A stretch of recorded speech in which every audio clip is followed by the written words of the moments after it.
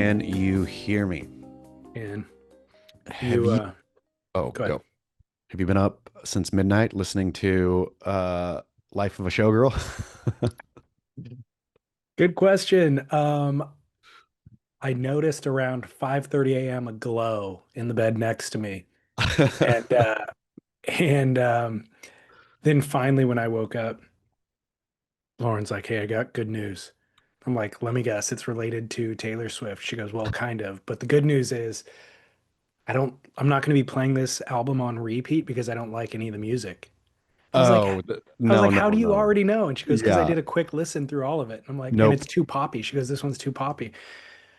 I'm like, yeah, okay, fine. I accept what you're saying now, but we will revisit this later, I'm sure. Absolutely. I feel that some of my first passes through albums that I was anticipating and didn't hit right. And I thought, oh, this album's no good. Then I will re-listen later and it will become my favorite of the albums. Like the nuances, the way it surprises you, like you're waiting for one thing, right? Maybe. And then you're surprised by not getting that. But then when you go revisit, you realize, oh, now I'm on a journey. I'm on a musical journey. Maybe Taylor Swift is taking Dear Lauren on a musical journey. If she does, then I appreciate Taylor more because that's what the artist should be doing is not just rehashing the same old stuff. It should be an evolution. And yeah, the listener is always one step behind. Absolutely. I mean, that's what, so I read the headlines this morning that it was out, or maybe last night that it was coming out or something. And so driving kid to ballet this morning, and one of the songs came on. Do you ever do the release radar on Spotify? No, I Oh, don't. I look forward to my release radar every Friday. It comes out where it's just like obviously drawing from your musical, what you already have in your library, and then throwing you some more. But it's just like new songs, whatever that came out that or this Friday or on Friday, whatever.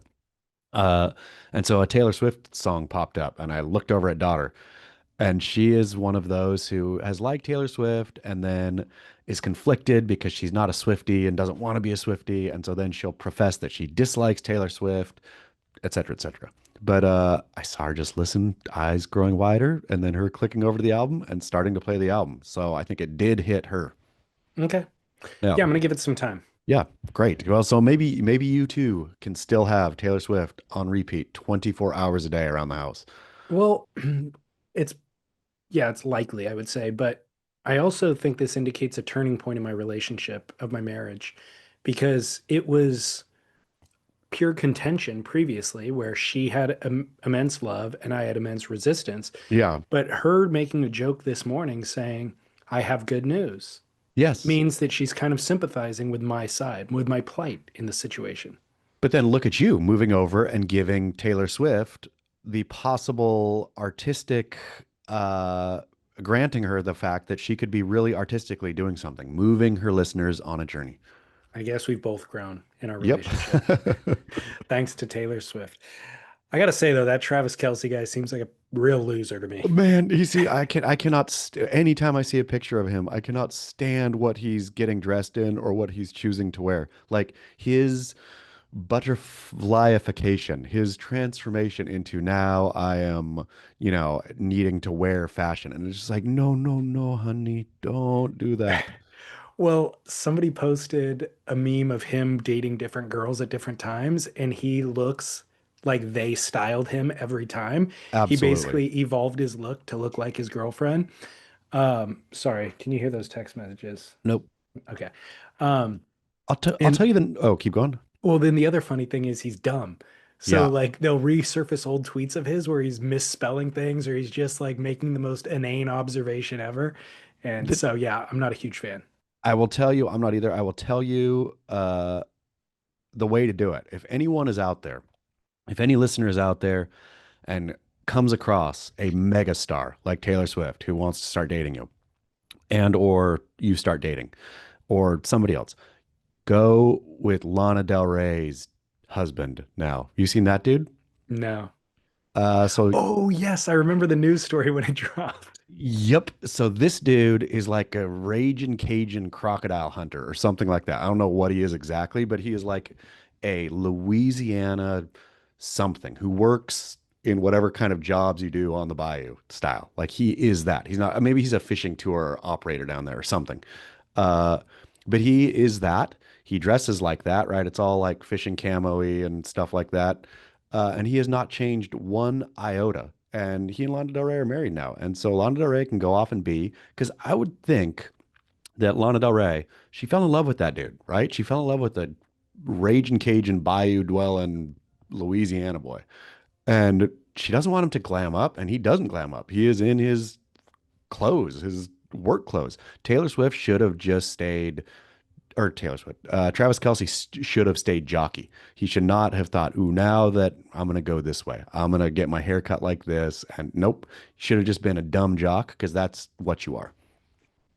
I aside from that, aside from how he dresses, the fact that he seems to be dumb makes me think less of Taylor Swift. Yeah. I You know mean, what I mean? It's like Taylor, I mean, obviously could have her pick of the litter, basically anybody that she wants to date. And it just seems, and I guess maybe I'm the one who's wrong here because I don't know him at all. The only thing I know is just complete surface level, whatever is reported. But he does not seem dynamic. no, but maybe that's what, maybe she has so much dynamism in her life that that's not what she needs. She realized through all of her, dating the Kennedy boy and dating British actors and dating rock stars and all this is like she has done the smorgasbord Okay. of like types, right? And so maybe at the end she said, I just want somebody comfortable. I want to go home. Like my life is so full. I want to go home and have my husband sitting on the couch giggling to Third Rock from the Sun.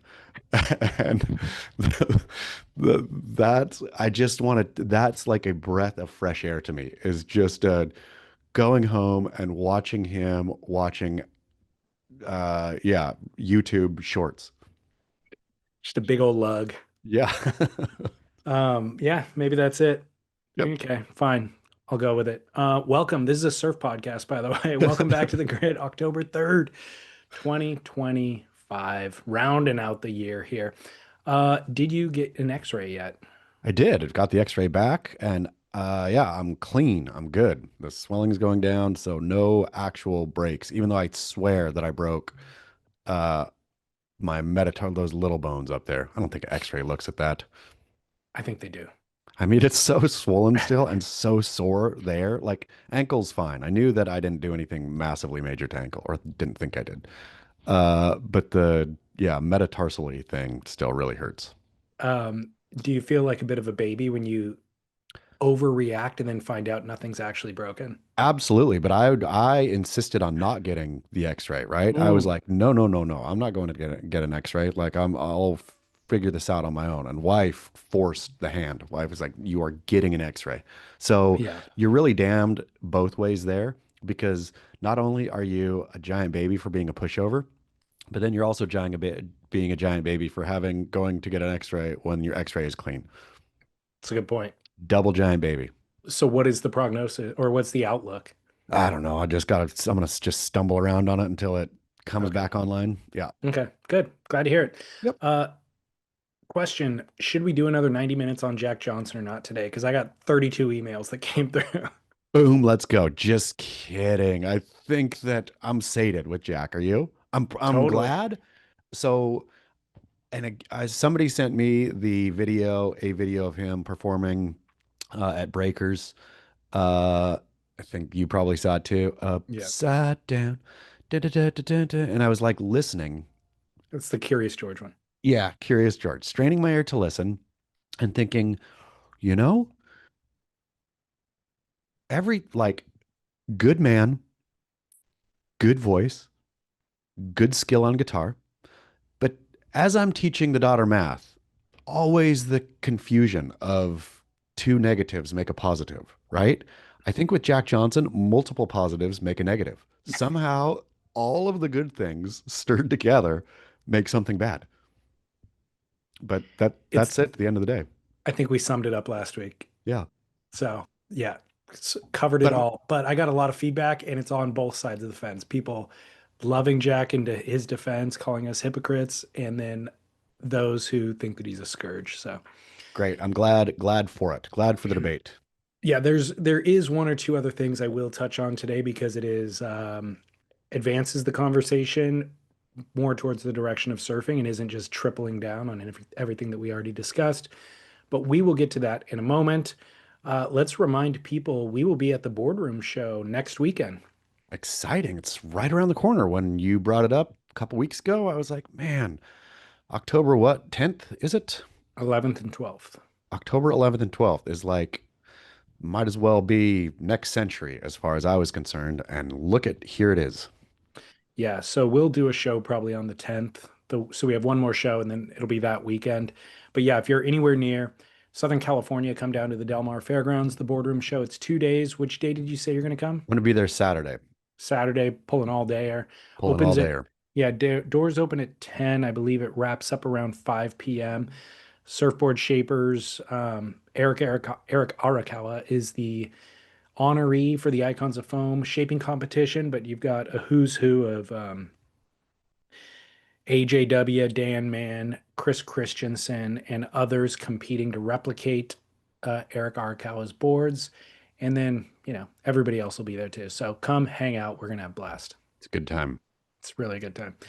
Um, Adjacent to Travis Kelce and Taylor Swift, surf industry power couple announces shocking split.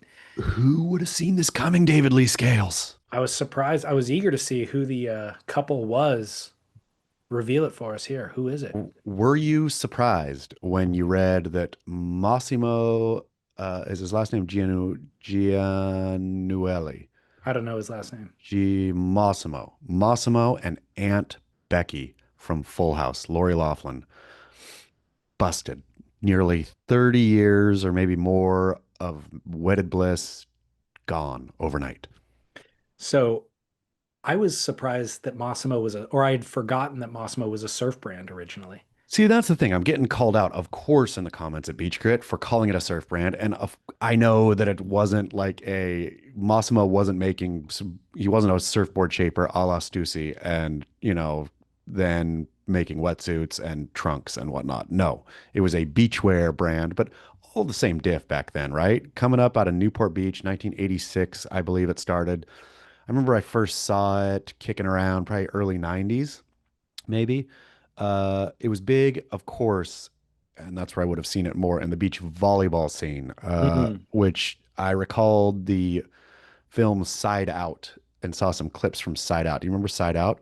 It was like the Mm-mm. hot 80s. You know how they made the hot 80s BMX movie, what was the hot 80s BMX movie? Was it Gleaming the Cube? No, but funny you should mention it because Lori Loughlin starred in that. Oh, It was totally. rad. Rad, exactly. See, this is why I knew it. I knew there was more to them being the power couple than I published in the story.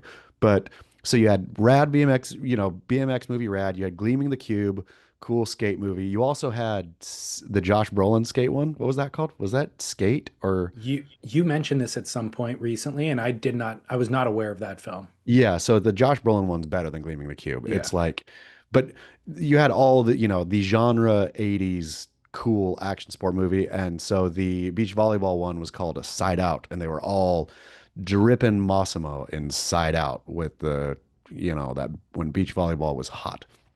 In any case, yeah, Massimo Well, and Lori Loughlin, who starred in Full House, uh, yeah, got married. Now they're divorced. so Massimo when it hit, I remember I thought the logo was cool. I must have Yeah, been in elementary school or junior high. yeah.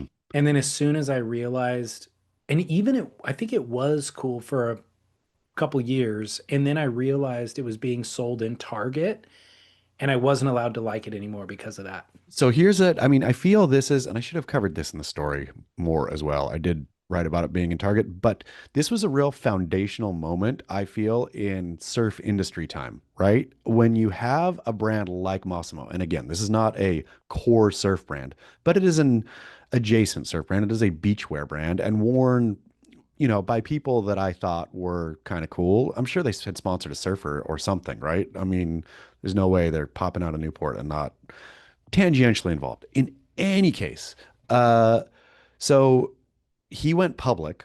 So this is before Quicksilver and everything went public too. So I feel that Massimo was kind of a bellwether of what was going to happen to the surf industry. He was the canary in the coal mine. So he goes public, right? Stock, I think, started trading at $50 a share, which imagine that's huge. Uh, then Massimo thought, I'm going to pivot to high fashion, more or less. I'm going to lose the beachwear thing and pivot to high fashion, which imagine the surf brands. They go public, then they try to diversify their offering or appeal to a different demographic. So stock crashes down to $4 a share, I think. At that point, he's like, uh-oh.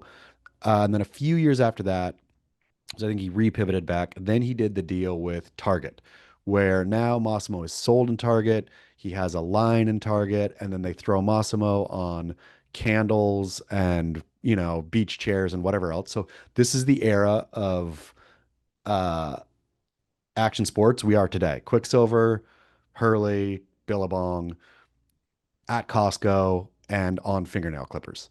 So, and then what happens to Massimo after that? Do you know where It Massimo is today? gets rich. Nope, defunct. It's done. So Oh wow. I'm sure he did fine at Target. I'm sure the company made money at that point.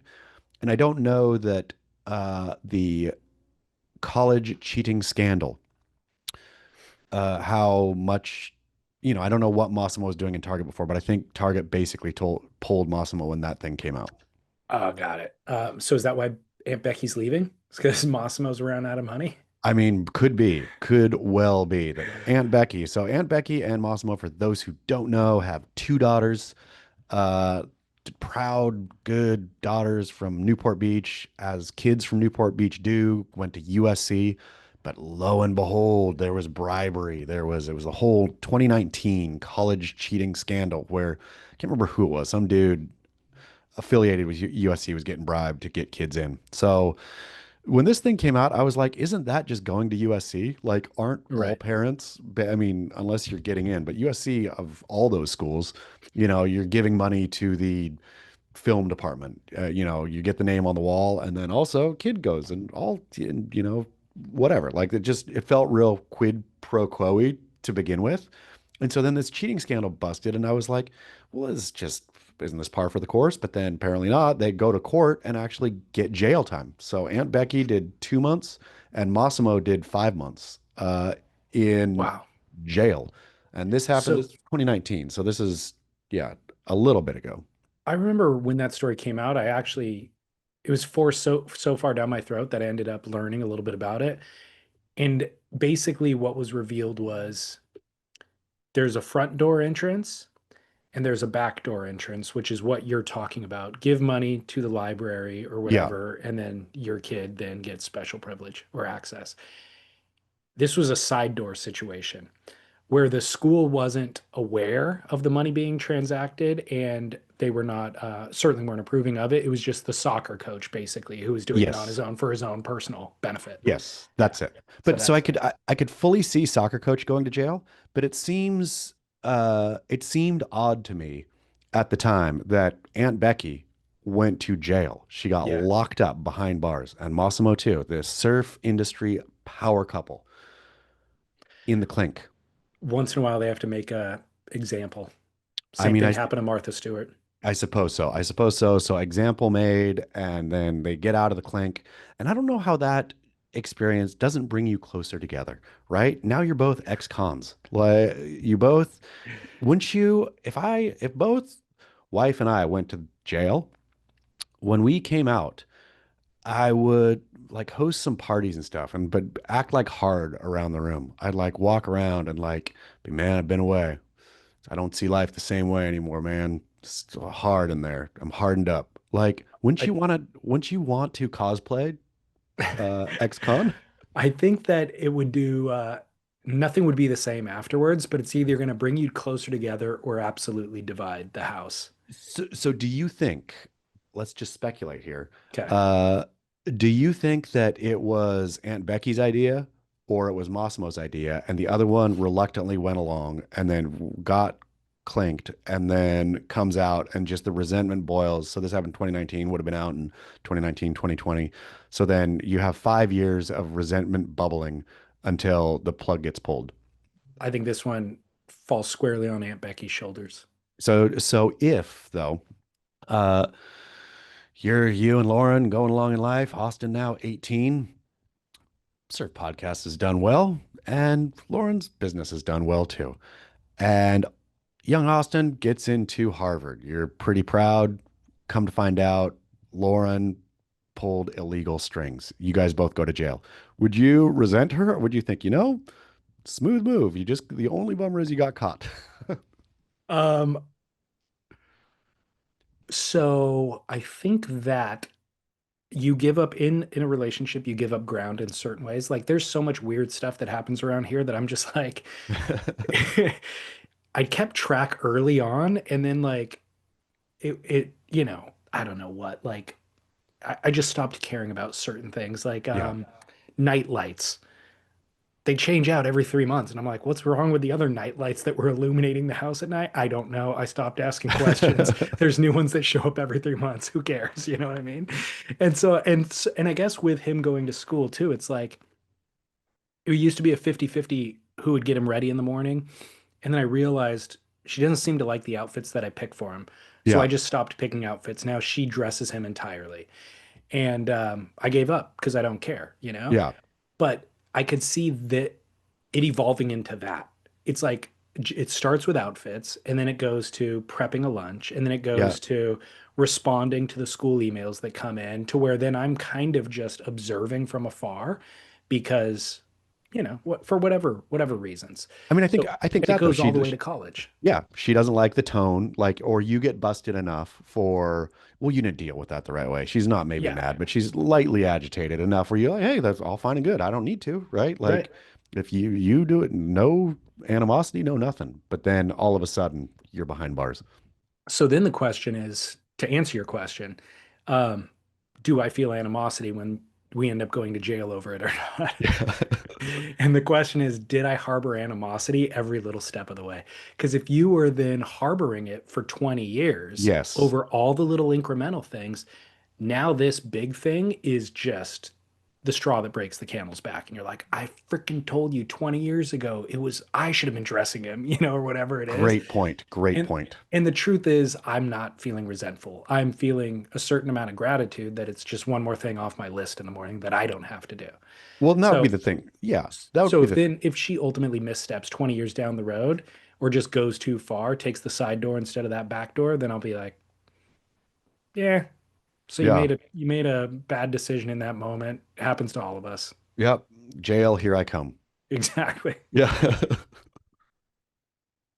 Yeah, well, Uh, I mean, it's not funny at all. It's a marriage coming apart after almost 30 years, but yeah, the girls got to stay at USC do you through feel all that. sad? I mean, you implied it was sad right there.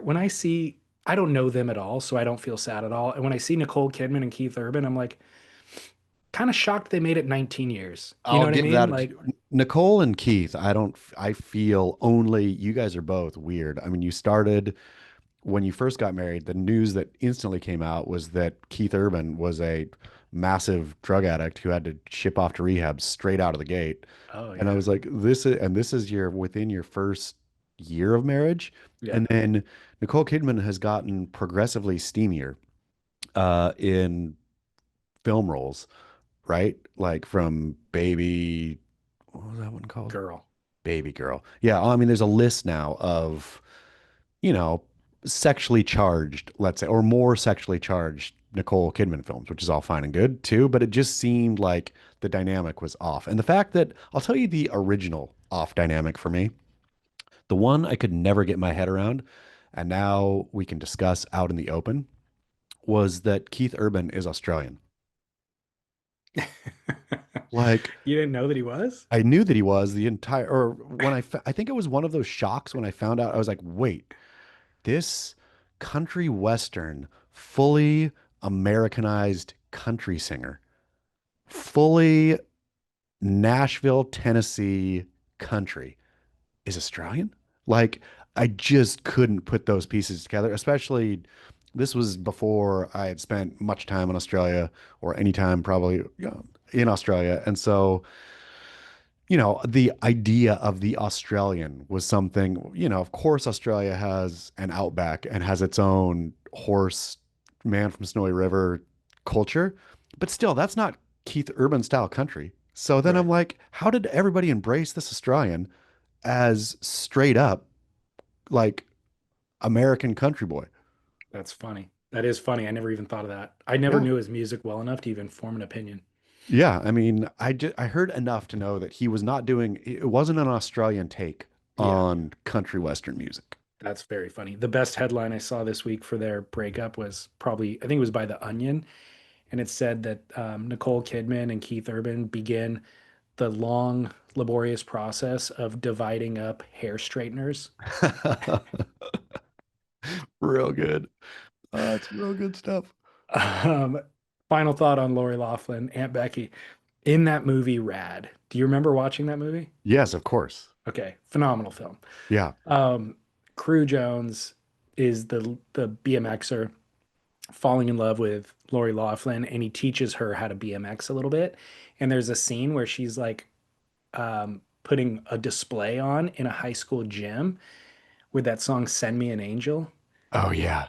and it's dark and kind of lit a certain way that makes it a little bit creepy, and the song's kind of creepy. But they have a male stunt double riding the bike with a wig on. It scared the crap out of me when I was a kid because it was like Aunt Becky's gorgeous, and I was like had a crush on her, and then it shows her like coming at the camera so you could see her face, then it cuts to a different angle, and it's big bulky shouldered dude with this terrible wig like doing a 360 something, and I was like, oh my God, it looked like a monster riding the bike, you know. That is very, very scary. Those when they thought that tech was good when it clearly wasn't. On a same note, Tron Ares is coming out, I think, in next week. The I don't know, second, third, I don't know how many installations of the Tron franchise there have been. But was bored at home and uh w- with kid and flipping by and saw that Tron Legacy, the second one that came out 10 years ago or whatever. So I was like, oh, you might like this is kind of fun. Let's give this a go. So started and it is kind of fun, except for it would have been like very, very early, I mean, 10 year ago, facial recognition AI stuff. And so they recreate Jeff Bridges, and there's a version of him that's supposed to be the kind of computery, but there's also the version of him that's supposed to, I think, appear real. And it is so jarring and scary to see like a bad AI presenting as with everybody acting like it's normal, with everybody acting like Right. this is just a dude. Yeah, I don't think it even passed the mustard back then. No, I mean, You know, it and was really awkward. when I was a kid watching Rad, it's actually scared me. Like it Yeah. haunted me. Like No, I would shudder when that scene would come on. yeah. Yeah. I think young Jeff Bridges, young digital Jeff Bridges is going to be the rad version for her. Like I think she Right. will be that day I was watching this movie and I thought everyone was normal and people, and then I saw this bad computer animation that everyone was acting like was a real person.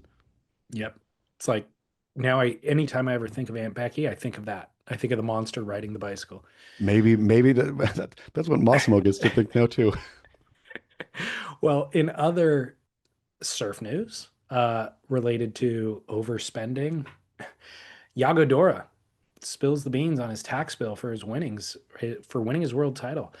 Direct from Beach Grit, quote from Derek Riley, quote, Yago Dora, who is 29, received 200,000 American dollars for winning the event, an amount that was rounded down to 160 G's after the Fijian taxman came knocking. Speaking to Brazil's CNN, Yago revealed he was slugged for 40 G's tax on his 200.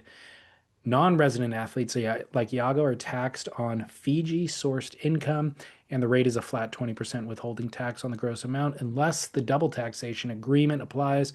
Fiji has DTAs with countries like Australia, but not Brazil, so no relief was given to Yago Dora. I think Happy Camper in the comments section summed it up best by saying, so what I got out of this is Yago makes more money and gets taxed less doing what he loves than most of us make for getting taxed doing what we hate. It's amazing. That is an amazing comment and completely true. That is I very know, funny. I know. I saw that on like initially you're like, whoa, bummer, like 40 grand sounds like a lot, right? And then you're like, that's a fair tax rate. I mean, does he then get taxed in Brazil when he brings home the 160?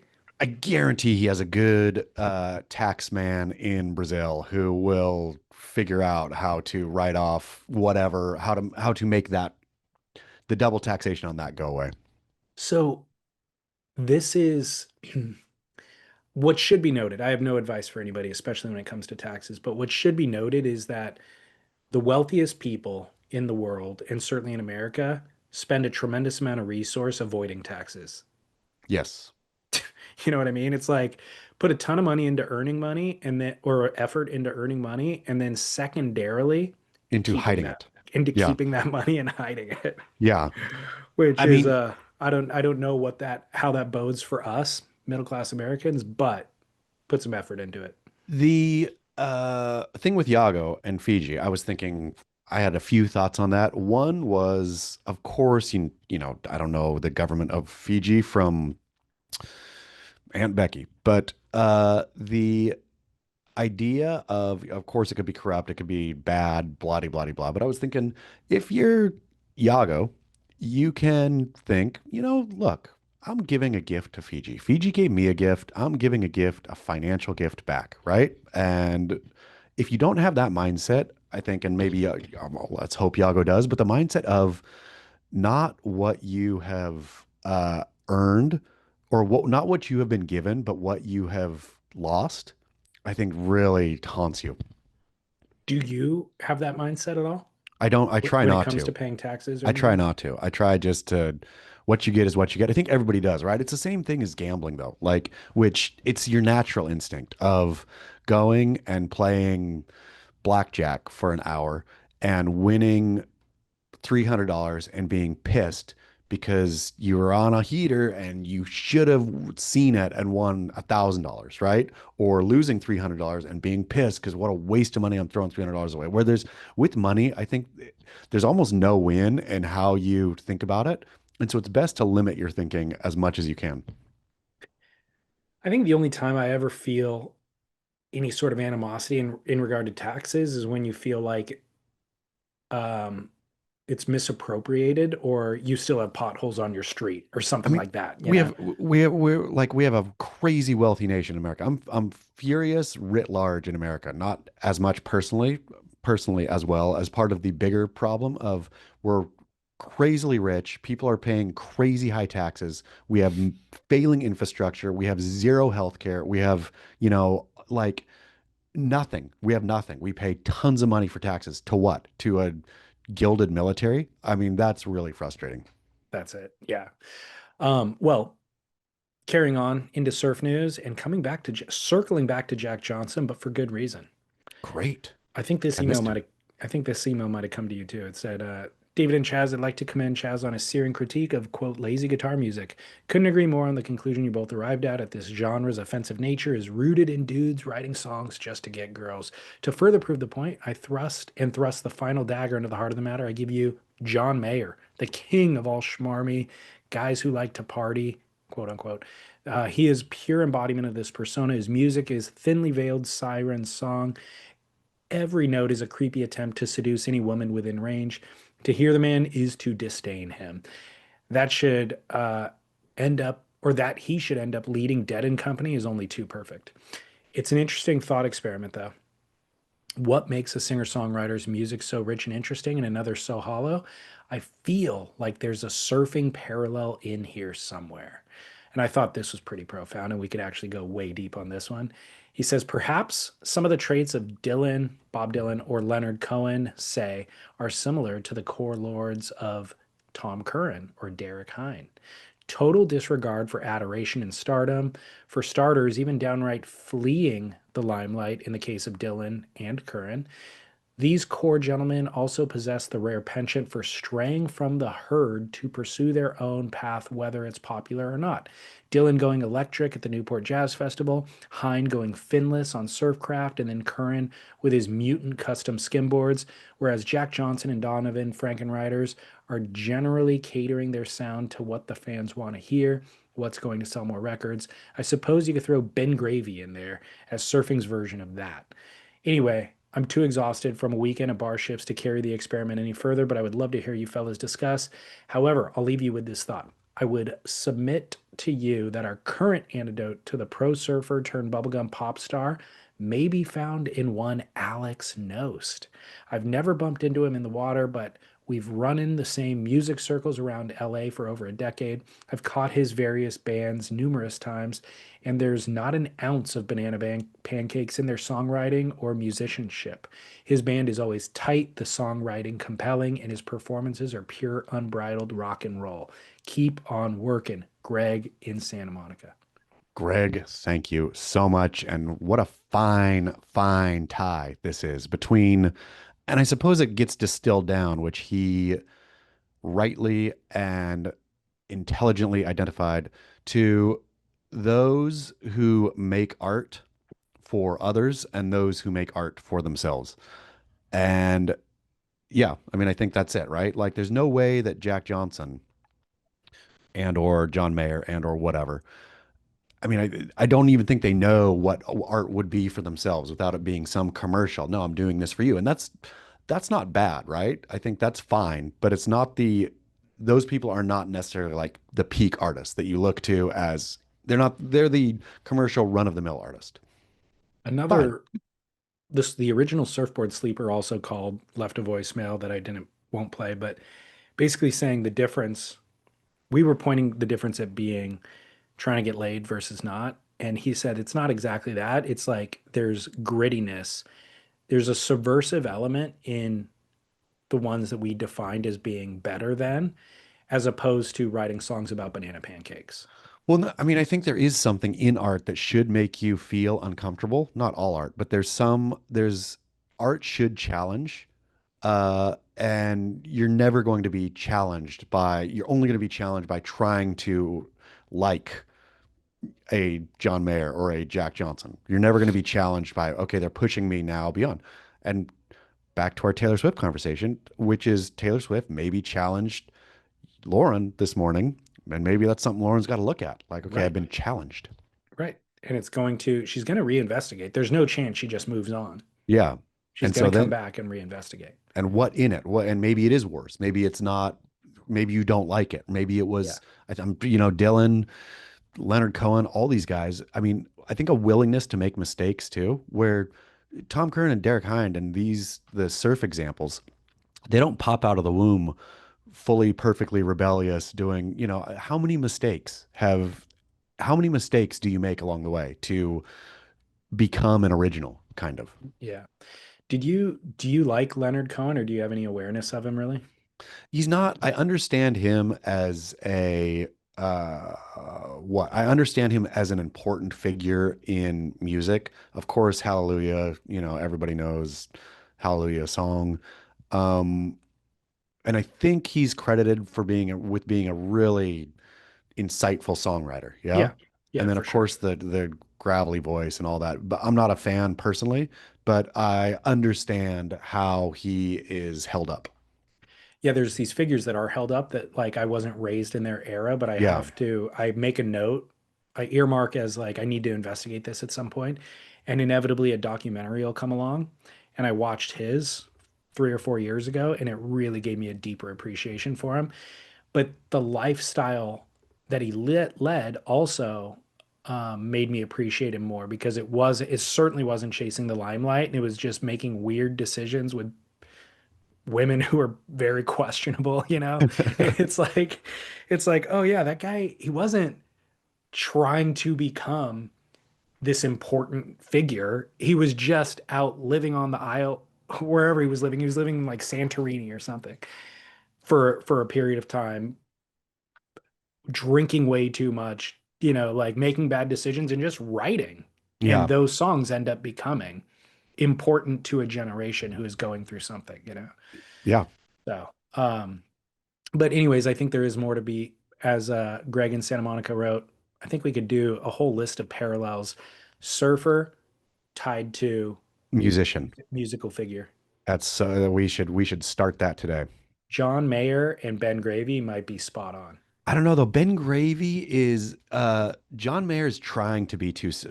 I can't. Ben Gravy's body is not a wonderland. Let's just be quite frank. Uh, I feel It's Ben. not that direct of an analogy. It's just what they represent to the I know, world. but I think Ben Gravy is John Mayer would be like a handsome cheesy surfer. Like who is a handsome cheesy surfer? I don't know, but just for the record, John Mayer's body wasn't the Wonderland. I know Okay, Jennifer Love it was. Hewitt's body was the Wonderland, but Was it Jennifer Love Hewitt that he was with at yeah, the time? I, I I didn't know think that. so. I think Oh, that's I think maybe not, but I think so. okay. But in Okay. any case, Ben Gravy's not making uh elevator sexy music, right? There's no Ben Gravy is an artist with zero sex appeal and zero attempt at sex Okay. appeal, Okay. Okay. right? Okay. Like so Ben Gravy would be let's figure out Ben Gravy right now. Who is a mainstream major artist who isn't even I mean, it could be Benson Boone to be. I know Benson Boone's trying to be sexy, but I don't look at Benson Boone and think, look at that dude, even though he's ripping off his shirt and doing backflips. I think his music's probably pretty good. Benson Boone? I don't know. Maybe that might be a good call. Uh, yeah, I mean, I would love to open this up to dear listener of because we'll start with Ben Gravy. Okay. Ben Gravy's an easy one to get a one-to-one to, right? There Okay. is for sure a Ben Gravy of music. Who is that? Harry Styles. Harry Styles, I think, is talented though. Okay. Like we have to Ben Gravy is not talented, but he's certainly not talented. We can all agree Okay. on that, right? I mean, that is a fact. He is Okay. talented at getting YouTube I views. guess, yeah, I guess I need to brush up on cultural pop Pop. stars because Yeah. I'm not very up to date on it. Um, I think Harry Styles also is like transformative in a weird, in a way, like of he really pushed that I'm gonna wear women's clothes and be very womanly. And I know. Okay, one that confuses me constantly is Machine Gun Kelly, like why he's popular at all. I don't know either. I have So zero idea about Machine Gun Kelly, but is Ben Gravy Machine Gun Kelly? that's the question. Huh. That's a good one. That is a good call because I have zero idea either. Like I'll hear like both his rap stuff and his rock stuff, and it totally misses me. Like it's not like I think it's bad. It's not like I'm plugging my ears and I'm just like, what? The people Same like this? same thing with Ben Gravy. Exactly. When he hit, I was just looking from afar going, why is he making such a big splash? I can't quite figure it out. And I feel the exact same way with Machine Gun I Kelly. think you nailed it. Unless Okay. somebody come, but I'm gonna put this one in. Machine Gun Kelly and Ben Gravy. I was watching, I was scrolling Instagram and he was on some sort of a talk show. Maybe it was I don't it might have been Watch What Happens Live with Andy Cohen. It was on Instagram. It was a clip of him being interviewed for some reason, new album out or something. And he was trying to be prosaic. Like Andy asked him a question, he was trying to like answer it about his songwriting, the meaning of the songs. And it was so flat to me. It just felt completely not interesting or intellectual or insightful or deep or anything, but the way he was delivering it was meant to be deep. And I'm watching it going, is any of his audience buying this bull crap? Like it seems so shallow. The thing with MGK, I and maybe this was just me perceiving this, but I've always felt that he was trying to be positioned like our generation's or the not our generation, the new generation's Eminem, the next Eminem, Yeah, right? yeah. But I remember, and maybe I'm just because I was young when Eminem came, and I'm old now, but I remember seeing Eminem and not particularly liking his music then, but thinking whether I agree or disagree, this guy is something. He has got a spark in there. I don't feel that MGK has a spark in there. Right. Yeah. Well, certainly not for us. We'll continue to unpack that subject as we study up on modern musicians. But we'll go on to a Veyor tools to live by because we love Veyor so much. Look at you. You got yours. I got mine. Veyor Always in my bear.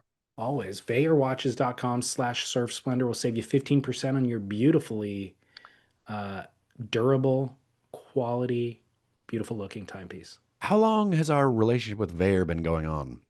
So I first connected with them in 2019, and then I think they started sponsoring the Grit 4 years ago, maybe. Okay, yeah. So a decent amount of time. And I Yeah. keep thinking, I never once think it, but I've had my Veyer watches, especially the first one I got. I've had it long enough now to know that okay, this I've had this thing for a while. And my Veyer is what I strap on to go surfing every single time that thing gets used. And it still looks brand new. Yeah, mine too. I've Yeah. got some that are 5, 6 years old and they're totally look brand new. Yeah. Well, so get yours, save 15%, bayerwatches.com/surf splendor. And this email comes through and says, "What's up, David and Chaz? I'm writing with the tools to live by, and this one is simple. Don't stop skateboarding. I moved to California 5 years ago to scratch an itch of living a coastal lifestyle. I moved from New York during the pandemic when work from home made it easy to uproot. I was ready to find out what it was like to live in California and have access to surf nearly every day. But to my surprise, I wasn't surfing, or it wasn't surfing that consumed my brain. It was skateboarding. Maybe it was the crowds in the water, the inconvenience, or the weak waves, but I found myself more curious about skate parks than surf breaks. Quick backstory: I wasn't very good at skateboarding. I could ride, but barely on ramps. I didn't even know how to drop in. It was a secret bucket list goal that I kept to myself. At over 40 years old, not many people take up skateboarding, but here I was, researching parks with the smallest ramps so I could easily build my confidence. What I learned is that Southern California is a mecca of skateboarding. There's a skate park in almost every town. Some towns, like Costa Mesa, are so flat that you can literally skateboard everywhere. I've never experienced that as a native of a hilly Midwestern town. But the best part is, every town continues to build new park after new park. The designs get better with each iteration, and some include pump tracks, which is another way to keep your legs surf ready. Full disclosure, there aren't many small ramps around for learning, so I had to drive hours to find a skate park with a 2 foot ramp suitable for my first drop in. Once I got my first drop in, I was hooked.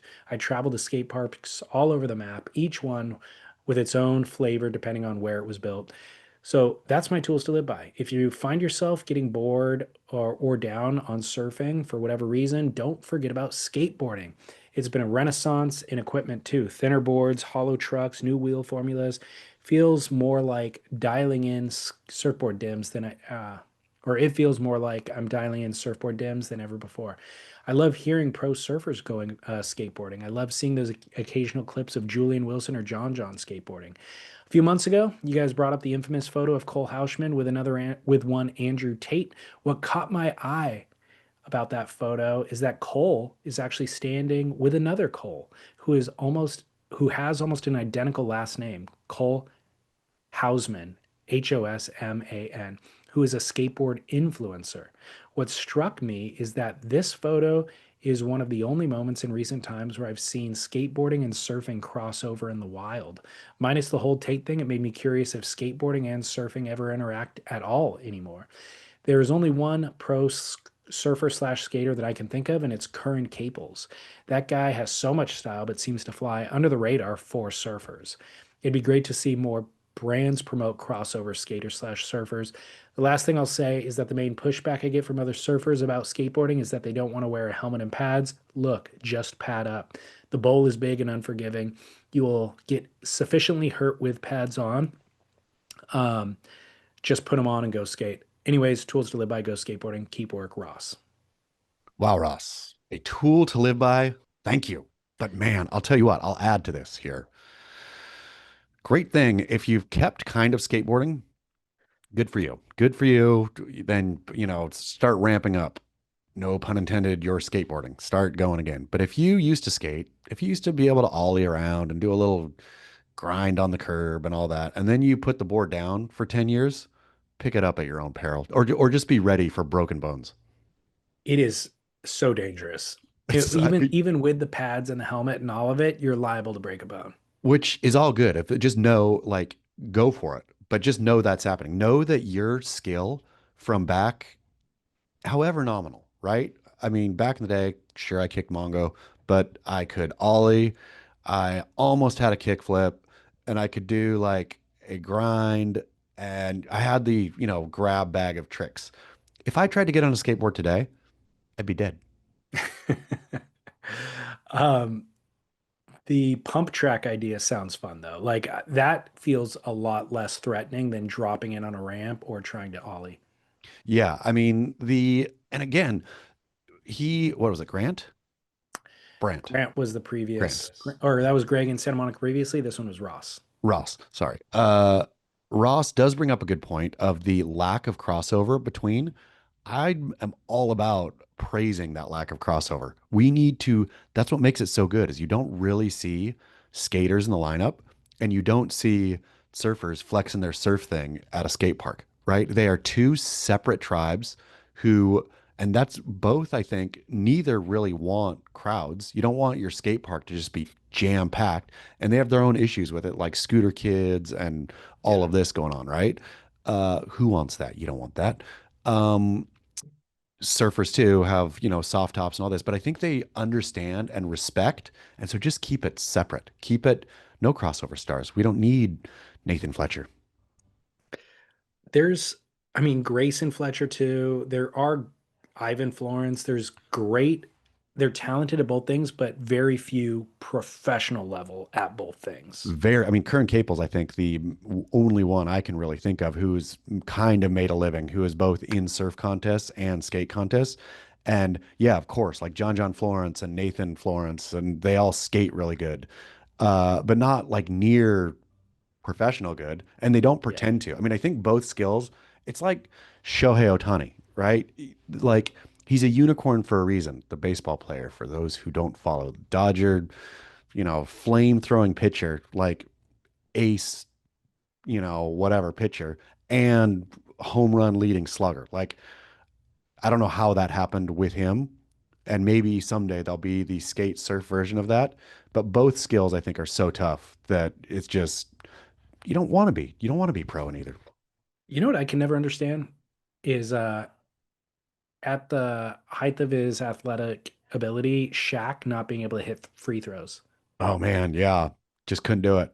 But Well, it's like that it's easier to hit a free throw the taller you are, and he was like in line with the thing with the basket. He should have been hitting all of them. but He just just did the, not have it. I think his big hands, there's something, I mean, to throw like a pea at something would just be hard after a while, right? Like there was something about how big he was that made it more difficult. I think it should have been easier. If you're doing the math, it should have been easier. And to me, it was. And the other thing is like just practice endlessly. You But the should thing just about get better. And he was terrible at it. here's what it is. I figured it out. Free throws are all about mechanics. And when you're humongous, there is so much more mechanic, right? Where to get your knee moving at the same time as your hip, as your elbow, as your like the amount of space that information has to travel from brain to limb, it just gets all out of whack. Can't have it all, I guess. Nope. Well, guess what? We have a celebrity in the wild story. Great. Who do we got? We used to have pros in the wild, occasional celebrity in the wild. This is the former, the latter. Chaz DLS, greetings from the paradisical Bend, Oregon. Probably never heard of it. I've been meaning to send this for a long time and have so many thoughts and opinions on recent episodes of The Grit and Noble Rot. However, for the sake of brevity, we'll keep the topic of celebrities in the wild aside from this point on, from this one point. There's nothing in the surfing sphere that can top backside tube riding. Period. Sorry, Chaz, old buddy, old pal, but I gotta stick to my guns here. Dead horse beaten, and now for the main event. I agree with him. Backside tube riding. Hmm. It's the best. Uh, anyways, now for the main event. Between 2017 and 2020, I lived in the quaint seaside hamlet of Venice Beach, California, and had numerous celebrity sightings and interactions. It is LA, after all, no big deal. However, back in 2014, I was still a starry eyed, mainly empty wave surf photographer living in a town of roughly 700 on the Oregon coast. The closest thing to a celebrity sighting was being snapped on by a notoriously angry local. But on my annual jaunt through Southern California, I had a wild morning. After a week road tripping around LA, surfing, visiting friends, and overindulging with the classic I'm on vacation excuse, I crashed in my late 90s Tacoma above Zuma Beach. A noteworthy south swell was incoming. As I awkwardly shimmied out of my truck bed the next morning, surrounded by mansions, yapping designer dogs, and manicured uh, yards full of foreign flora, I could hear the swell hitting in the distance. It was daybreak, and the nearest coffee shop didn't open for another 15 minutes. I slowly headed that way. As I entered at exactly 7 a.m., I was surprised to see another patron in front of me. He seemed to be hemming and hawing about what to order and had no idea I was there. The barista looked past the man and said, "Morning.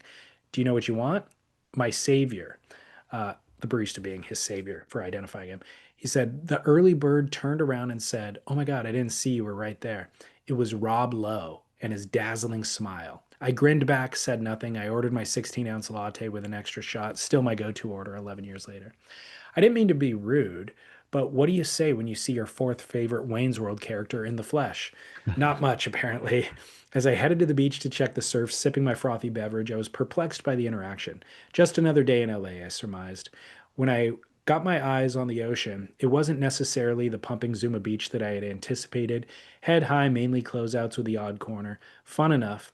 I opened the tailgate of my old Toyota, pulled out a board from beneath the janky sleeping platform, and was mortified when I realized that in prepping for an upcoming trip to Nicaragua, I had scraped all the wax off the board days before and was plumb out. A couple parking spots back, I spotted a hideous looking Toyota Prius. It was awful champagne color, and the paint was fading and peeling from the satanic California sun. It was gross, but the back hatch was open, and I could hear somebody waxing their board. Bingo. I grabbed a couple of $1 bills, approached the vehicle, and said, "Hey, buddy, I got $2. Can I buy some wax off you? My board is completely bare." An unmistakable voice responded, "Yeah, no problem. I got a fresh bar right here." I knew exactly who it was. Only one man was has that voice. Sure enough, Edward Norton emerged from behind the atrocity of a vehicle and tossed me a bar of cool water sticky bumps still in the paper. I was dumbfounded. Wax in one hand, two singles in the other. I said, "Wow, thanks. Can I give you this?" He smirked and replied, "Nah, keep it." Unbelievable. No offense to the coffee shop, Robbie, but this is Edward effing Norton we're talking about here. Primal Fear, Fight Club, American History X, movies I adored as a teen. The naive, sheltered Oregonian in me couldn't believe it. I levitated back to my truck, waxed my surfboard, and called my dear friend Sayer to tell him the news, and more importantly, to see if he was still meeting me for a surf. He chuckled at the experience, but was more concerned with whether there were any open parking spots nearby. There were two directly behind me. Just uh, just making the turn off PCH, so I'll see you in a second, he said. We hung up, and right then and there, a golf cart, presumably descending from Point Doom, parked directly in the middle of the two available spots. It wasn't going to fly. I hopped out of my truck, approached the golf cart, and I said, "Hey man, do you mind pulling forward or back a little bit so my buddy can park here?" The driver of the cart hopped out, looked at the cart, laughed, and said, "No problem. I park like a total asshole." It was Anthony Kiedis, the lead singer of my all-time favorite band, my all-time least favorite band, Red Hot Chili Peppers. Oh What man, I the? hate the peppers too. So bad. We'll get to that in a second. What the hell is going on? I thought to myself. No worries, man. Thanks, he replied, or I replied. Turns out Anthony Kiedis was actually meeting Edward Norton for surf lessons. They did the classic Hawaiian handshake with their very Hawaiian looking surf coach as they sauntered down to the beach, wetsuits half down. Gross, but wouldn't be caught dead with surfboards underarm. Sayer and I paddled out to the peak nearby where the adult learners were adult learning. They stunk. I stunk too, but I'll tell you what, I have a way better backside hack than either of them. And coming to the realization was without a doubt the highlight of my morning. Well, that and the fact that Edward was driving an absolutely heinous Prius. I mean, that thing was a bona fide beater. Perplexing indeed. Celebrities in the wild, it happens, man. WMM. MM, thank you. That was a roller coaster. I didn't know where it was going. I for sure thought I didn't know. I thought it was going to be Gary Busey first getting coffee, and then it's Rob Lowe, and I was like, okay, this tracks. Then I for sure thought it was going to be Rob Lowe who coughs up the wax, but Me no, too. Edward Norton, man, and then Anthony Kiedis. Wow, wow, Trip, wow. triple whammy within 30 minutes in Yep. LA.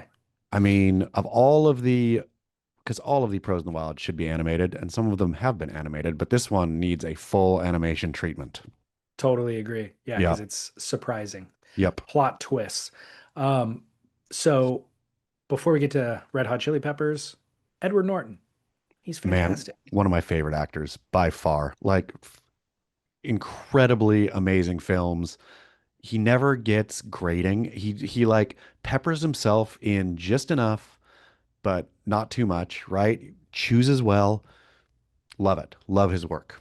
So Primal Fear that he mentioned, Yep. it was Edward Norton's first film, and he was Was it nominated for Richard an Oscar. Gere? Yes, Was yeah. Richard Gere is the attorney who is the defense attorney. Edward Norton is playing a kid who's, I think, suspected of murder. Don't spoil this one, David Lee I Scales. won't. I won't spoil. This is one of my early shockers. This was my pre M Night Shyamalan where I was just blown away by the turn. What? It's one of the best. Yeah, It's one of the really best. good, And really good. but check it.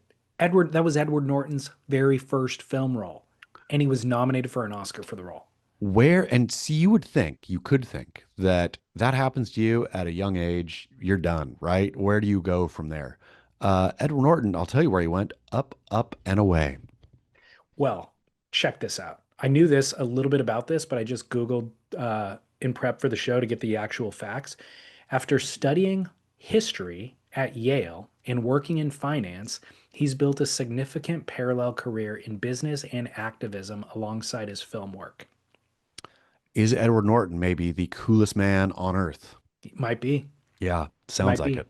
So I remember learning about the finance thing because he was an early investor in Uber. Like when Uber really started to pop, I think when they went public and they were talking about like early seed investors in the company and how much their return was, somebody put in $10,000 and they got 5 million back kind of a thing. And it was like, oh, Edward Norton was one of the initial guys in an Uber. I'm like, wow, savvy investor, right? Oh, it's because he's been studying finance and he went to Yale. Um, so do you want to guess his net worth currently? I'm gonna guess Edward Norton. If you're saying he was in early Uber, I'm gonna guess his net worth is 500 mil. 300. Okay. Yeah, He's gonna get to 500 mil. He's for on the sure. way. Yeah. For sure.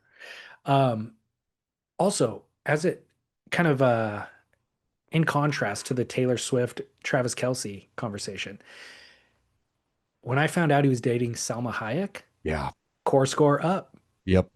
I There's mean, a there's a there, weird thing that you measure. I don't know if everybody does this, but I somehow measure somebody. My respect for somebody is partially measured by who their partner is.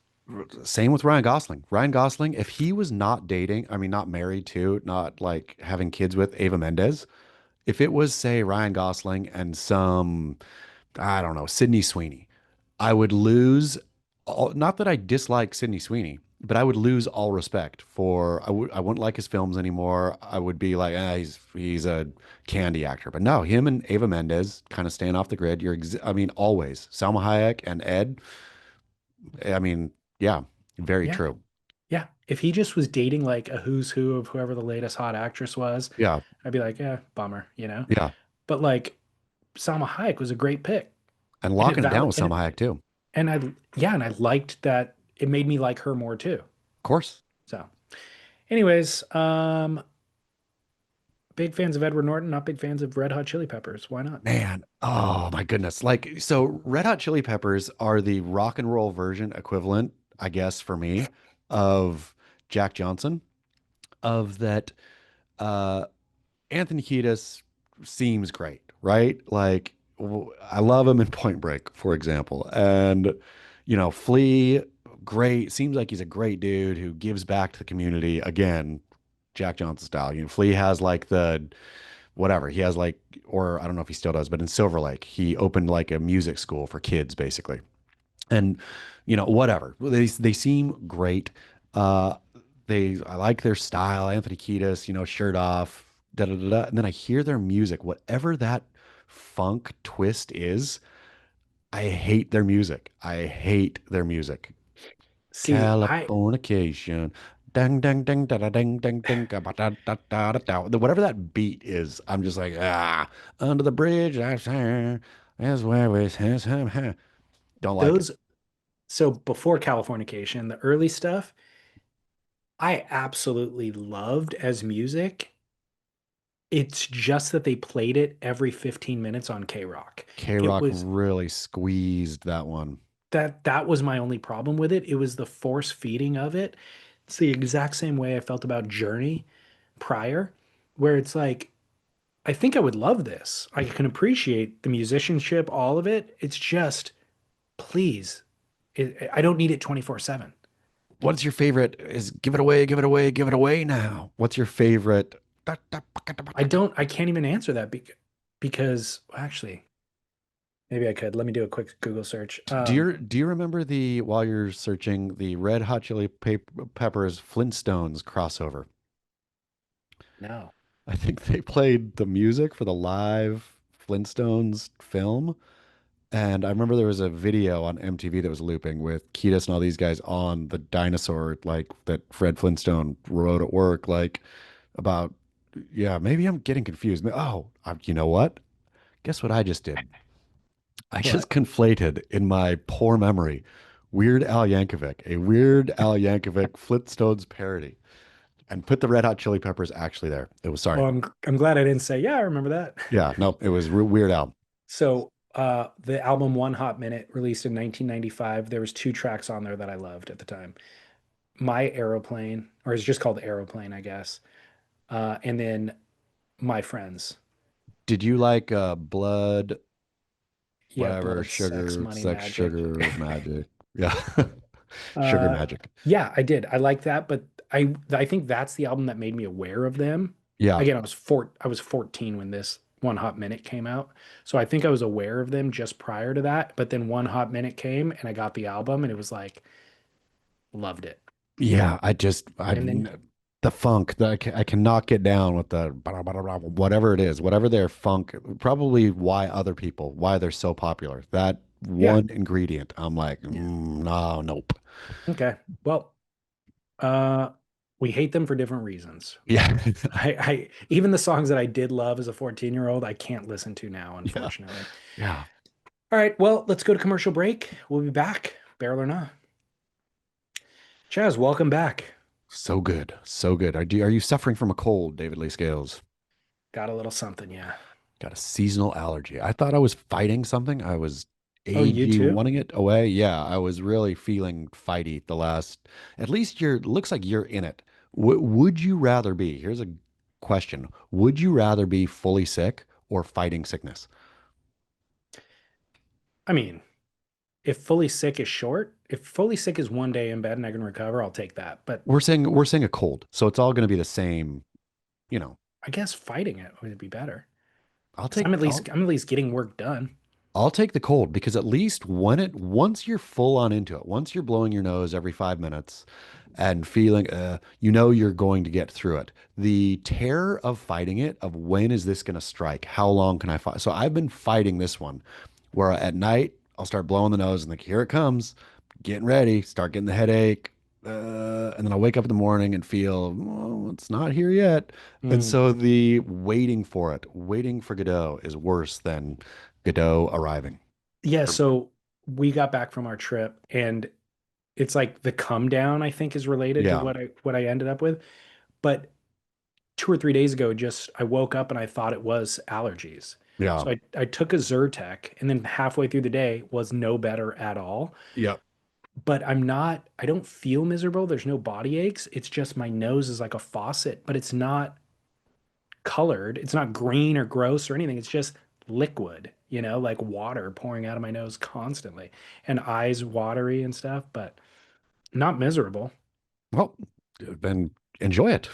Well, the other major update that we need to provide for listeners is Naked Attraction shows full genitals. Wow. Whoa, whoa, whoa, whoa, whoa, whoa. I was not expecting that in any way, shape, nor that form in particular. Yeah. It's not just shows it. The camera zooms in, it holds, it locks in with like fluorescent lighting, and then said piece is discussed at length by host and either guy or girl. Not always at length. I mean, Short, sometimes that's a but joke. but Um, discussed. yeah, no. I mean, she'll even say, let's talk about some cocks. literally, and then zoom in on three or four or whatever it is. It's unbelievable. So I don't remember if this conversation started here and then transitioned to Noble Rod or vice versa, but I think we've talked about it on both platforms. A listener mentioned the show Naked Attraction to you and I, and oh, it was because we were talking about Butterface, Yeah. the Yeah. term Butterface. And then we talked about the Yes. Howard Stern thing. And then they followed up and said, check out Naked Attraction. And we're like, okay, we talked about it for 2 weeks without watching it. Weren't sure what it was actually. And then we both have watched in this past week, and I am aghast. I cannot believe they're showing it on television. I mean, moreover, like the fact that at the end, so it's like your standard what, like Dating show. dating show, yeah, where you pick from, you don't see this, the screen goes up and first you see it starts with genitals. It doesn't start with feet. It starts up at waist I and mean, then it it starts goes at the feet, but it goes up to the waist in that, right but it's slowly. slowly up to the Yeah, waist and then it yeah. stops there though and then you have a long discussion and one person gets rejected and then it goes up to the neck and another person gets rejected and then it goes to the head, but the people who get rejected don't get rejected in anonymity. The whole thing lights up and here's what you missed out on. The person comes out and says like, oh, I guess you're missing out on this, like standing there fully nude. Now, it's not as offensive to me as the Howard Stern Butterface thing. No, because they're really trying to even though it's like sexy talk infused, it is so not sexy. The way it's lit, I mean, it's It's very so not clinical. sexy. It's very clinical. And so I get like talked with the wife about it a bit after being stunned by it. Uh, and in terms of normalizing sort of different bodies, it's fine. I mean, it's beneficial to society maybe, but other than that, like I asked her, "Are you ever going to watch another episode?" There's 6 seasons of this, and she's like, "Absolutely, we'll never watch this again." Me neither. I watched one episode because I felt an obligation to do the due diligence, Yeah, but I wasn't repulsed by it, but I wasn't entertained by it. And it's also the sort of thing that if it were just a dating show, I would have it on in the background while I'm doing other work. yeah, But this draws your focus. You can't not look, but there's not enough going on to keep your attention for 30 minutes. yeah, So it falls in this middle ground of like, I can't look away, but at 30 minutes had gone by and I got zero stimulation, intellectually or otherwise. yeah. It's just kind of neither here nor there. It's strange. It's strange how, and man, the Brits, I guess, are just weirder than I ever thought they were. So, talking about the clinical aspect of showcasing nude bodies, it was a weird thing viewing when I was looking at the female bodies. There was a couple of the bodies that I was like, back in the day, if I were dating and it was dark, I could go for that. But seeing it in this environment, Fluorescently lit. I have to remind myself that like, oh, I am attracted to that, or there's a scenario where totally attracted to that, but right now I'm not. But I'm trying to put it in a different scenario in my mind to see if I would be. You know what I mean? Because just on the face, it's not. I mean, I couldn't even even begin to make that leap. I was just like so like stunned by the clinicalness like there was just zero. It was weird to me that it was even, I mean, they may as well, in my mind, it might have been a show to pick your best friend, right? Like because it had the Yeah. same there was the same amount of tension because there was no they would try to jazz it up with like funny talk, but Yeah.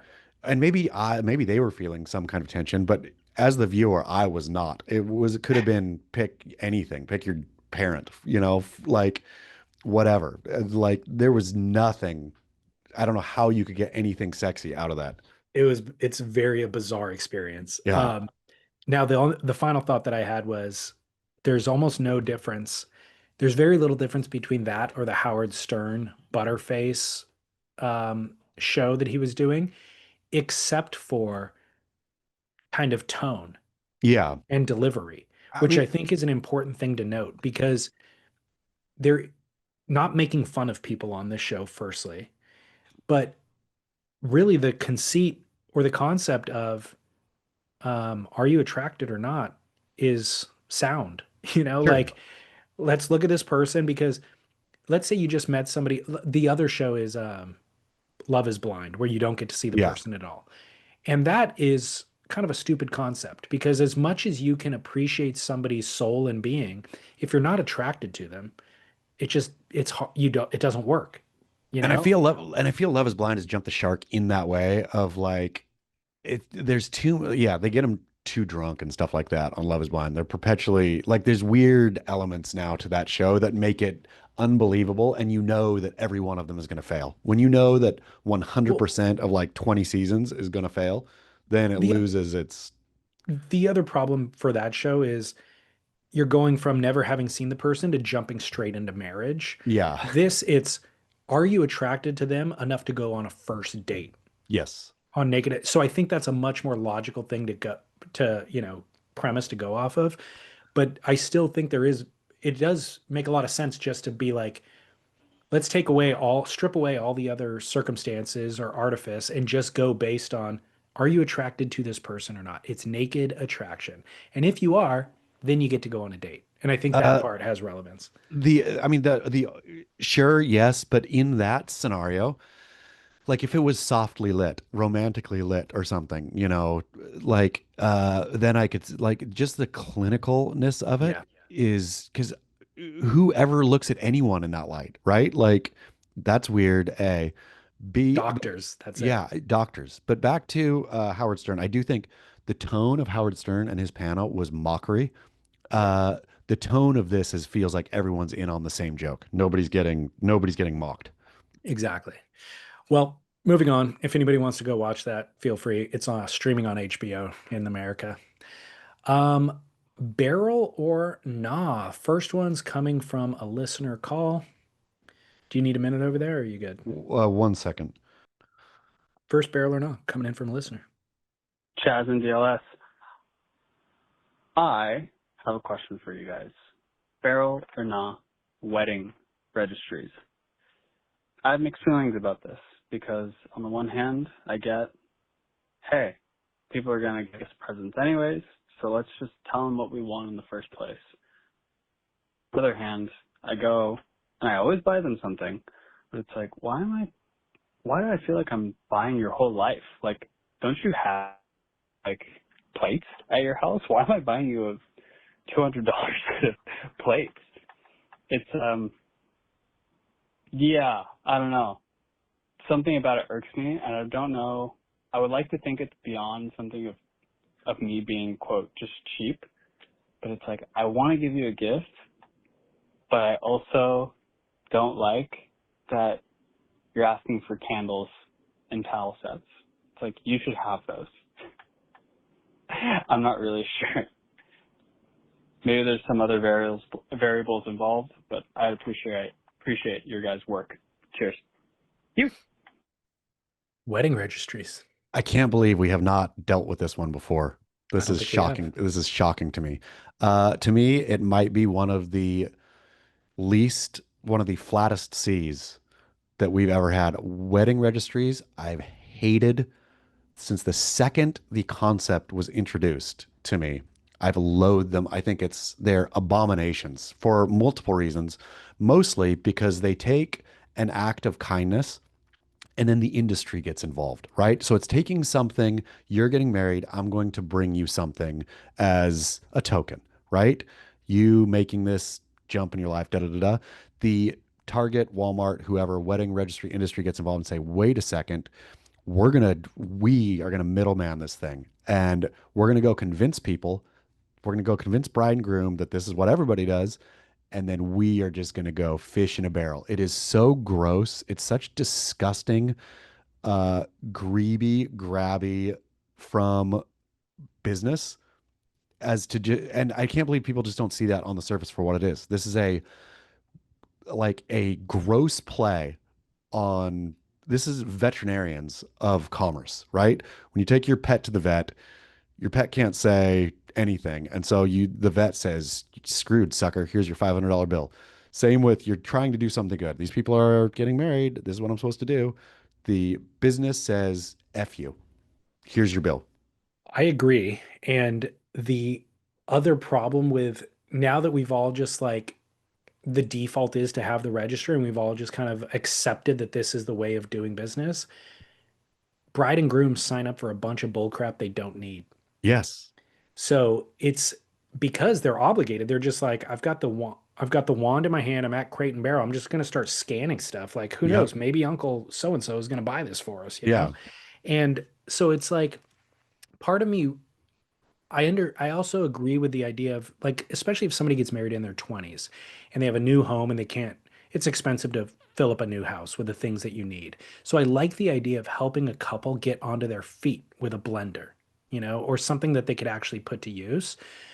But it jumped the shark from that a long time ago. And now it's often somebody who's on their second marriage and they're 47 and they still have a registry. And you're just like, are you kidding me?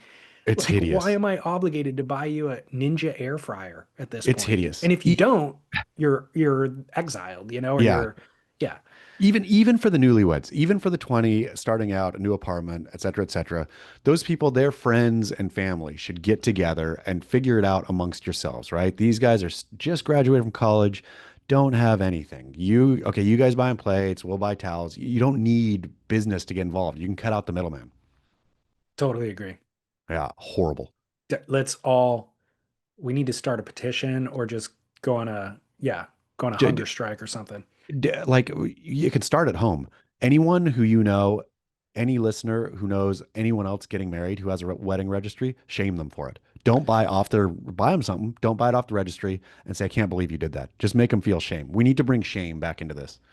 And I got another thought of if you want to be an early adopter to the not participating, you'll fly under the radar. If you Yeah. don't give a gift, nobody will notice. Yeah.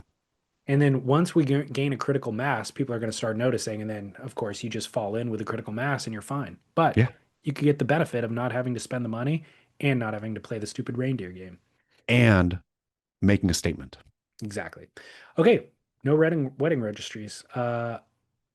Barrel it off, following up from last week, using a handicap placard when you're not handicapped. This came up in our previous conversation. Absolutely no. When I see people, I get frustrated personally. When I see people who are able-bodied driving grandma's car or using grandma's placard, I'm like, you person are letter of the law. I mean, probably not even letter of the law, right? Like if a cop saw them or whoever saw them, you could probably get ticketed for that, if it's not your placard or whatever. But people who are fully able-bodied, the reason for handicap parking spots, and I'm not going to get into it, is actually for people who are, it's hard for them to move, right? For Yeah. whatever reason. You able-bodied, making them do that is just the peak American self-centeredness. So I rarely see somebody using the placard inappropriately, although I think I have seen. I often see people using the spot without the placard. Like they're just running in to get a coffee that they ordered through the mobile app and there's no parking spots available. So they'll slide into that handicap parking to run in and they'll be back out in 15 seconds. Even that, I have a big problem with. I don't like that and don't do it. But if somebody basically is leaving their car running where like it should be very obvious that for if a handicapped person comes up, it should be very obvious. Oh, I got to wait 10 seconds here. I don't like this again, but at least with that, it is not as egregious as the able-bodied person or the person who did have surgery but can move just fine, but Right. still got the placard, right? Because I'll see this a bunch too of Me the too. person who is fully fine, but legitimately has a placard. No, like you move fine. Get out of the way. Let somebody who doesn't move fine take the spot. Yeah, I've seen that for sure. Where, yeah, they get out of the car and you're looking at them, you're like, they don't look handicapped. And then you see that they have a placard and you're like, oh, I guess they might be handicapped. And then, yeah, they have A cane or a knee yeah, brace or something, but exactly. they're totally cruising. Exactly. Yeah, Yeah. no, definitely save that spot for somebody who actually needs it because I have had 90-year-old grandparents that we've taken to dinner, you know, or whatever, and you need that spot, I've which is my argument against the 10-second coffee runner inner is okay, fine, that you got that done in 10 seconds. So there was no handicapped person in that amount of time.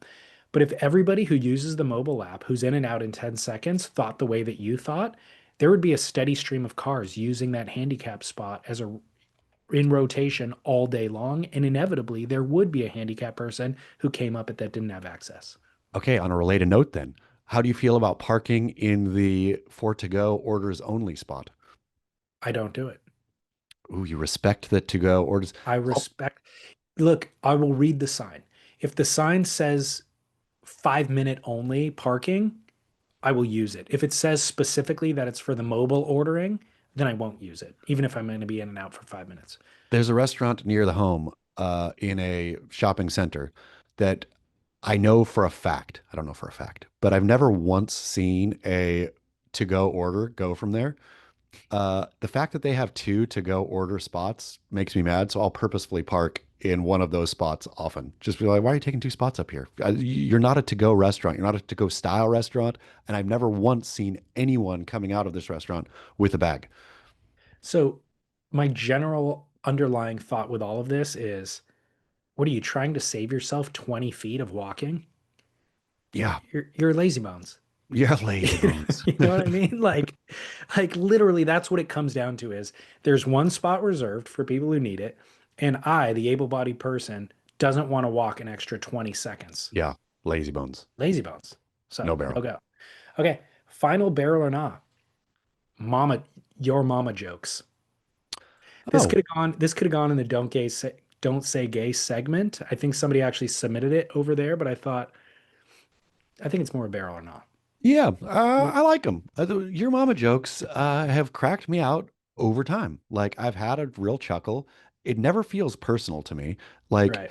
your mama as a stand-in has zero like in my mind. I've never even once made the connection. It's just some which without having made that connection, I don't know why they're funny or how they're funny, but they are funny. It's I agree with you. They stay. It's Yeah. very funny, and I think they're all related to your mama being fat or your mama Yeah. being stupid or your Yep. mama being ugly, and I don't Yep. think my mom was ever any of those things. And so that's why there was never a direct assault to me, but maybe there are people who are offended. I feel that the your mama joke is the perfect don't say gay replacement for the Polish joke. Like we used to make fun of Poles for being dumb and whatever, and now we can make fun of generic people's mothers. Where I guess maybe could maybe even transition to your father jokes or your parent jokes. I think the mama works good Yeah, I like it. I because like it. it would be the most liable thing to be offended by, except nobody's actually offended by it. No, It's just a safe place. If you have a joke that's funny and you don't want to offend anybody, you want a safe place to land the joke, you phrase it as your mama. except guess who got assaulted and had their nose shattered and had to go to court over a your mama joke? I have no idea. Me. What? Yeah. What's the story? Had to go to court? I was a victim Really? of a violent crime.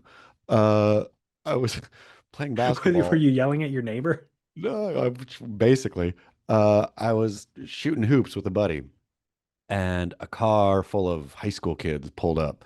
I was probably, I don't know, mid college, or no, I think I was out of college. Uh, car full of high school kids pulled up and was like, "Hey, have you seen somebody?" And they kept yelling it, and I kept saying, "No, no, no, no." And finally, I said, "He's at your mom's house." Uh,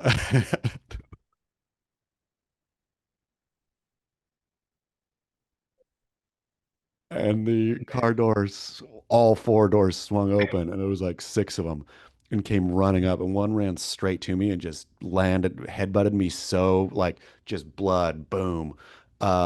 And then they all sprinted away, and I saw a cop. Woo! So they must have already being chased somehow because a cop was right there. They crashed into a tree somewhere down the way and were drunk. And so, uh, cop then, they came over to me and I got a nose job out of it, which was the worst nose job ever. It didn't fix anything. It made my nose worse. But I was a victim of a violent crime, so my nose job was free. But then I had to go testify in court about it. But I tried to make it easier for them and only said like, yeah, I said he's at your mom's house, and so whatever. I instigated the thing. Do you know what the punishment was ultimately for the guy? Yeah, he got I think he got a couple years in jail, maybe. What? Yeah, I mean, Wow. it wasn't just for me. Like I'd really try. I was like, hey, I don't know, like let the kid go. Like he was, but I think it was for he was like driving without a license, driving drunk, running away from a cop and crashed into a tree. And I think he nearly killed somebody crossing the. There was a bunch of other stuff that was alongside him, them jumping out of their car and smashing my nose. So, I mean, didn't you see it coming when he's running up? You didn't see the head, you couldn't avoid the headbutt? I thought it was you can't it's hard to tell. It's one of those where is he gonna stop and get my face and then we're gonna push and then we're gonna there was none of that. It was straight into he just did a flying headbutt into my nose. That's a Yep. great story, dude. He's at your mom's house. Have you ever told anybody that again? I think I've told it a couple times, but yeah, I guess not in enough time where it's funny again. That is It was so funny, funny. All funny at right. the time to me. Well, man. So Yep. you've Got copped, busted. yeah, you copped the drama from it and you're still keeping it. Yep. All right, cool. Mama jokes stay. Sorry, Yep. mamas out there. We love you, but we got to make fun. Okay, great show. We will be back on Monday over on Noble Rot, and join us on Patreon if you want some extra fine grit on Monday afternoons. Fantastic. See you then. See you then. Keep work.